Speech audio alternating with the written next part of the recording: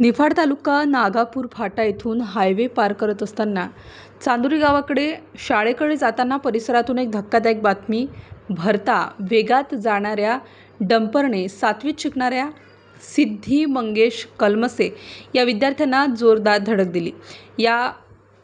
यामुळे तिचा दुर्दैवी मृत्यू झाला, तर रस्त्यावरून जाणाऱ्या एका दुचाकीलाही या डंपरने धडक दिल्याने पती पत्नी रस्त्याच्या कडेला फेकले गेले। यामध्ये तेही गंभीर जखमी झाले। घटनेची माहिती मिळताच चांदोरी ग्रामस्थांनी रास्ता रोको करत कठोर कारवाईची मागणी केली। यावेळी तात्काळ सायखेडा पोलीस स्टेशनचे अधिकारी श्री ढोकरे साहेब तसेच निफाड पोलीस स्टेशनचे PI श्री गणेश गुरवसर तात्काळ घटनास्थळी उपस्थित राहून तणावाचे वातावरण शांत करण्याचा प्रयत्न केला। काही तणावपूर्ण परिस्थिती निर्माण झाली होती। निफाड चांदोरी रस्त्यावर 2 ते 3 किलोमीटरपर्यंत वाहनांच्या रांगाच रांगा लागल्या असल्यामुळे मोठी वाहतूक कोंडी झाली। डंपर चालकाने वेगात जोरदार धडकेमध्ये 7वीत शिकणाऱ्या सिद्धी लुंगसे या विद्यार्थिनीचा त्यामध्ये दुर्दैवी मृत्यू झालाय। डंपर चालकावर आता कठोरात कठोर कारवाई करण्याची मागणी संतप्त ग्रामस्थांकडून केली जात आहे।